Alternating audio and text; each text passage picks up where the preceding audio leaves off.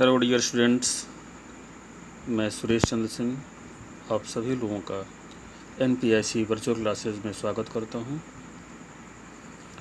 हम लोग class 12th English text book के फ्लेमिंगो सेक्शन का first chapter the last lesson पढ़ रहे हैं। इसमें हम लोगों ने लास्ट क्लास तक इसके 2 पार्ट्स का अध्ययन कर लिया था। आज हम लोग इसके आगे के पार्ट्स का अध्ययन करेंगे। आगे के पार्ट्स का अध्ययन करने से पहले आइए पहले थोड़ा सा पिछले के दोनों पार्ट्स को समराइज कर लेते हैं ताकि आगे के पार्ट्स को समझने में आसानी हो सके। हम लोगों ने पिछले क्लास में पढ़ा था कि तत्कालीन प्रशिया ने फ्रांस के 2 डिस्ट्रिक्ट्स एल्सेस और लोरेन पर कब्ज़ा कर लिया था और उसने वहाँ की फ्रेंच लैंग्वेज जो कि फ्रांस की भाषा है उस लैंग्वेज को पढ़ने पर पाबंदी लगा दी थी और उस विषय के अध्यापकों को भी वहाँ से चले जाने का आदेश जारी कर दिया था। इसी क्रम में जो अंतिम दिन जो फ्रेंच का क्लास चलता है उसी का वर्णन नन्हे फ्रेंच के द्वारा द लास्ट लेसन के रूप में हम लोग के समक्ष प्रस्तुत है। इसमें हम लोगों ने ये भी पढ़ा था कि उस दिन फ्रेंच थोड़ा देर से स्कूल जा रहा था और इसी कारण वो सभागार के बाहर सूचना पट्ट पर लिखे हुए सूचना को नहीं पढ़ पाया था। चूँकि वह जल्दी में आगे बढ़ रहा था और उसका एक परिचित लोहार जिसका नाम वाक्टर है उसने उसको आवाज़ दी कि इतनी जल्दी में क्यों हो, तुम्हारे पास स्कूल जाने का अभी पर्याप्त समय है। तो यहाँ तक हम लोगों ने पढ़ लिया था। आज हम लोग इसके 3rd पार्ट को पढ़ना प्रारंभ करते हैं। I thought he was making fun of me and reached M. Hamel's little garden all out of breath। तो फ्रेंच कह रहा है कि जो लोहार वाक्टर था जिसने उसको आवाज़ दी थी कि इतनी जल्दी में क्यों हो, अभी तुम्हारे पास पर्याप्त समय है स्कूल जाने का। तो उसने जब सुना फ्रेंच ने तो उसे लगा कि वह मेरे साथ मजाक कर रहा है और फ्रेंच बहुत तेज़ी से हाँफते हुए एम हैमल्स के छोटे गार्डन में पहुंच गया। एम हैमल कौन है? एम हैमल उसके फ्रेंच टीचर हैं। Usually when school began there was a great bustle which could be heard out in the street, the opening and closing of desks, lessons repeated in unison very loud with our hands over our ears to understand better, and the teacher's great rule rapping on the table। अब यहाँ पर French बता रहा है कि सामान्यतः जब school प्रारंभ होता था तो वहाँ बहुत शोरगुल या अफरा तफरी का माहौल रहता था। तो बसल मतलब यहाँ शोरगुल से मतलब है, या इसको अफरा तफरी भी कह सकते हैं। तो वहाँ पर काफ़ी शोरगुल का माहौल रहता था। which could be heard out in the street, street माने गली है, तो यह जो आवाज़ जो शोरगुल है उसे स्ट्रीट यानी गली से भी सुना जा सकता था। The opening and closing of desk, और बच्चे जो होते थे अपने डेस्क को खोलते और बंद करते थे तो उसकी भी आवाज़ बाहर जाती थी। Lessons repeated in unison very loud with our hands over our ears to understand better. तो यहाँ पर अब आगे कह रहा है, फ्रेंच बता रहा है कि यहाँ पर लेसन्स रिपीटेड इन यूनिसॉन, यूनिसॉन मतलब होता है एक स्वर में। सभी बच्चे जो होते हैं एक स्वर में जब अपना बोल करके किसी लेसन को रिपीट करते हैं तो उसी को यहाँ पर यूनिसॉन कहा जाता है। तो यहाँ पर कहा जा रहा है कि जब बच्चे जो है बहुत तेज़ आवाज़ में अपने लेसन्स को रिपीट करते थे तो उस दौरान अपने हथेली को अपने कान पर रख लेते थे और तेज़ तेज़ आवाज़ में बोलते थे ताकि वो अच्छी तरीके से अपने लेसन्स को समझ सके। तो इसका अनुभव आप लोगों को भी होगा कि जब हम बोल कर पढ़ते हैं तो हमारा सारा कंसंट्रेशन वहाँ पर होता है और हम ज़्यादा बेटर तरीके से अंडरस्टैंड उस टॉपिक को कर लेते हैं। And the teachers great ruler rapping on the table, और जो टीचर अर्थात जो मिस्टर हैमेल थे उनका जो बड़ा सा रूलर यानी बड़ी सी जो छड़ी थी, रूलर मतलब छड़ी होती है, तो वह टेबल पर थपथपाते रहते थे। But now it was all so still, लेकिन आज या अब यह पूरी तरीके से शांत था, अर्थात ऐसी कोई घटना नहीं सुनाई दे रही थी, न तो डेस्क को बंद करने खोलने की, न ही बच्चों के रिपीट करने की, संवेदस्वर में लेसन को याद करने की, ये सब किसी कोई घटना नहीं सुनाई दे रही थी। पूरी चारों तरफ शांति ही शांति थी। I had counted on the commotion to get to my desk without being seen। तो यहाँ पर फ्रेंच कह रहा है कि मैंने यह आकलन कर लिया था कि हल्ला गुल्ला क्लास में हो रहा होगा और मैं अपने डेस्क तक बिना किसी की दृष्टि मेरे ऊपर पड़े मैं पहुँच जाऊँगा। तो ये नॉर्मल दिनों की बात बता रहा है फ्रेंड्स, लेकिन वहाँ पर उस दिन ऐसी बात नहीं थी, पूरी शांति थी।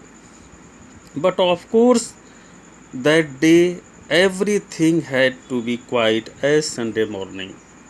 लेकिन उस दिन की खास बात क्या थी कि यह निश्चित तौर पर यह जैसे संडे की मॉर्निंग होती है, जैसे संडे को छुट्टी होती है तो जो विद्यालय का प्रांगण होता है बिल्कुल शांत होता है, ठीक वैसे ही उस दिन जो कि संडे नहीं था लेकिन संडे की तरह ही वो संडे मॉर्निंग की तरह ही वो पूरी की पूरी शांति वहाँ पसरी हुई थी या फैली हुई थी।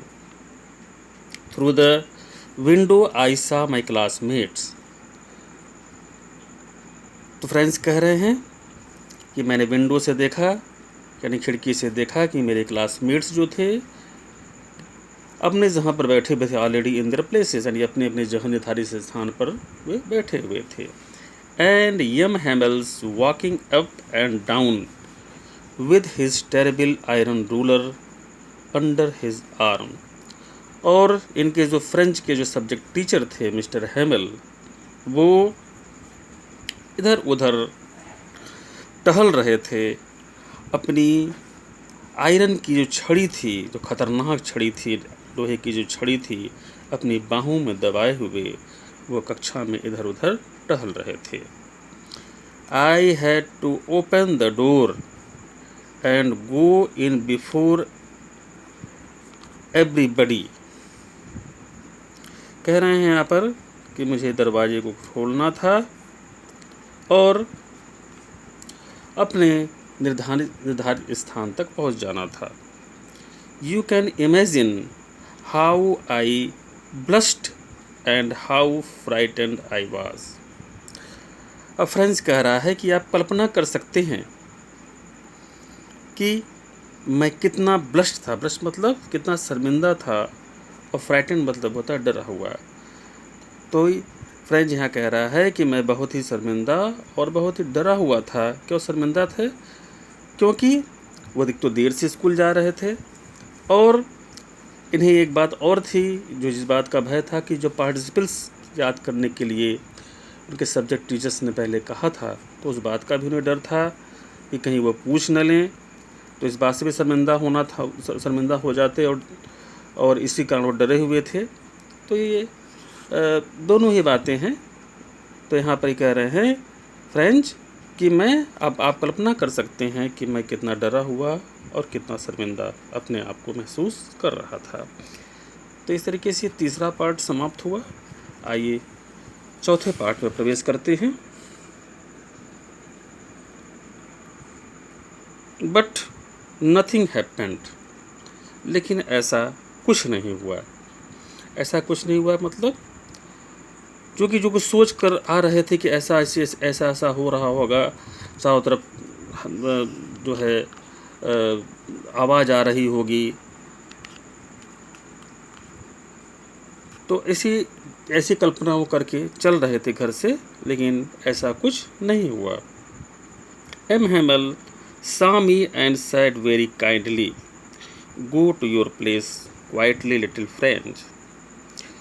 तो यम हेमल ने जब इनको देखा, अर्थात लिटिल फ्रेंच को देखा, तो उन्होंने बहुत ही दयालुता तरीके से, बहुत ही प्यार भरे तरीके से, यानी अनएक्सपेक्टेड तरीके से, जबकि उन्हें अनुमान था कि वो मुझे डांटेंगे कि तुम देर से क्यों आए हुए हो, लेकिन ऐसा कुछ नहीं हुआ। उन्होंने बहुत ही प्यार से कहा कि go to your place quickly little French, तुम जल्दी से अपने स्थान पर जा कर के नन्हे फ्रेंच बैठ जाओ।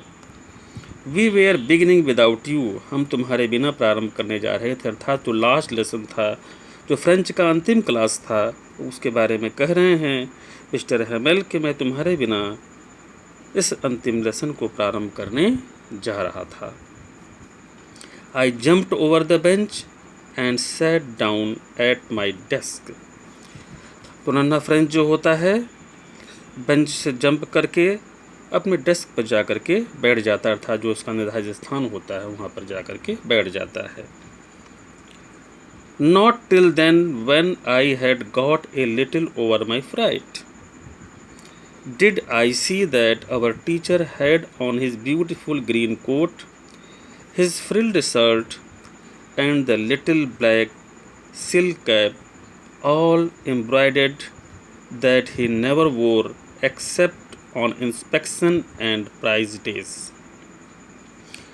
तो चूँकि जो नन्हा फ्रेंच जो है कक्षा में प्रवेश करने से पहले काफ़ी डरा हुआ था, और जब जाके बैठता है तब भी डरा ही हुआ था, लेकिन उसका भय जब कम होता है, लिख रहा है ना लिटिल ओवर माई फ्राइट, कह रहा है कि जब इन्होंने अपने भय पर काबू पा लिया, काफ़ी हद तक काबू पा लिया, तब इन्होंने अपने टीचर के ड्रेस की तरफ देखा। क्या देखा उन्होंने? कि उनके जो टीचर मिस्टर हेमल थे, उन्होंने सुंदर हरे रंग की कोट पहनी हुई है। हिज फ्रिल्ड कॉलर, जो कॉलर था वो फ्रिल्ड मतलब झालरदार कॉलर, मतलब झालरदार shirt, sorry, his frilled shirt, उनके जो शर्ट थी कैसी थी? झालरदार शर्ट थी। And the little black silk cap, और छोटा सा जो है काले रंग का सिल्क का कैप भी वो धारण किए हुए थे। All embroidered that he never, तो ये जो जितना भी उन्होंने धारण पर पहना हुआ था, जो कोट पहना हुआ था, शर्ट पहना हुआ था, कैप पहना हुआ था, इन सब में एम्ब्रॉयडरी की गई थी। एम्ब्रॉयडरी मतलब होता है कढ़ाई, अर्थात कढ़ाई करने से वो, और कढ़ाई के कारण वो और ज़्यादा सुंदर लग रहा था उनका ड्रेस। आगे यहाँ पर ये लिखा हुआ है कि that he never wore except on inspection and prize days. तो ये जो ड्रेस था, उनका विशेष ड्रेस था, बहुत ही प्यारा ड्रेस था, इसे वो कभी पहनते नहीं थे, केवल विशेष अवसरों पर ही पहनते थे। और विशेष अवसर कौन सा होता था? जब कभी विद्यालय में इंस्पेक्शन अर्थात निरीक्षण का कार्य होता था, किसी बाहर की कोई टीम आती थी विद्यालय की स्थिति को देखने के लिए, विद्यालय के पठन पाठन को देखने के लिए, तो इंस्पेक्शन की टीम होती थी जब वो आती थी, या जब विद्यालय में कोई प्राइज़ का डिस्ट्रीब्यूशन होता था, उस दिन ही वो अपने विशेष ड्रेस को पहन करके आते थे।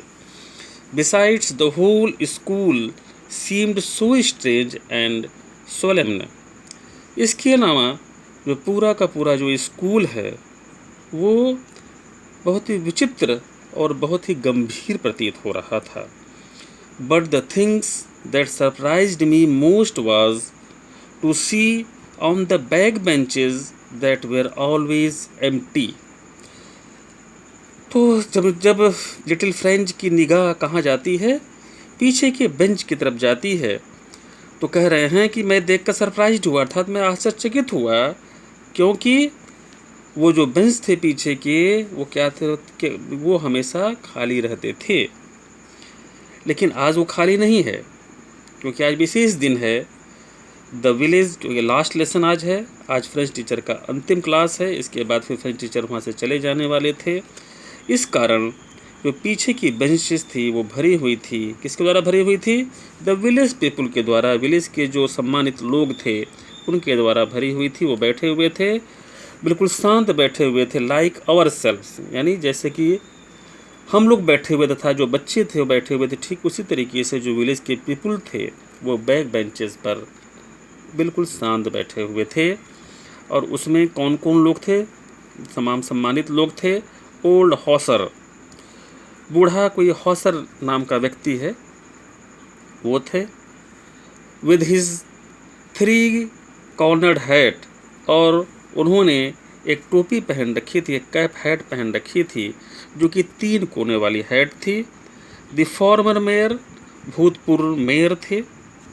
जानते हैं शहर का जो प्रथम नागरिक होता है उसे मेयर कहा जाता है, तो ये फॉर्मर पूर्व मेयर थे।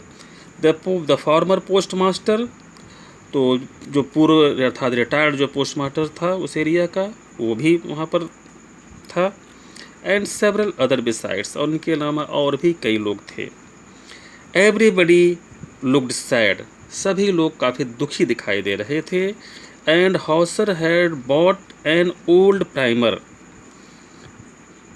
thumbed at the edges, and he had it open on his knees with his great spectacles lying across the pages. तो जो मिस्टर हॉसर थे, जो ओल्ड हॉसर थे, उन्होंने एक पुरानी प्राइमर अपने साथ लिए हुए थे। अभी प्राइमर क्या होती है ये आइए जानते हैं। प्राइमर जैसे किसी भी लैंग्वेज की जो प्राइमरी बुक होती है या जो बेसिक बुक होती है उसी को प्राइमर कहा जाता है। इंग्लिश पढ़ना होता है तो हम ABCD पहले पढ़ते हैं, अल्फ़ाबेट्स पढ़ते हैं। ठीक उसी तरीके से फ्रेंच लैंग्वेज को पढ़ने की जो बुक थी, जो प्राइमर जिसे कहते हैं, प्रारंभिक बुक, जो बेसिक बुक थी, तो वो ओल्ड हॉसर जो थे वो लाए हुए थे। थम्ड एट द एजेस, और वो किनारों से, चूँकि बहुत पुरानी किताब थी, संभवतः उनके जब वो छात्र थे तब की किताब रही होगी, छात्र जीवन किताब रही होगी, तो वो किनारों से वो फट गई थी। And he held it open on his knees, और उस किताब को उन्होंने अपने घुटनों पर खोल कर रखा था। With his great spectacles lying across the pages, और अपने अपना जो उनका बड़ा सा चश्मा था, उस चश्मे को भी उन्होंने उसके पेज पर रखा हुआ था। तो इस तरीके से ये आज हम लोगों ने 2 पार्ट और पढ़ा, 3rd और 4th पार्ट। आज के लिए यही रुकते हैं। Thanks a lot.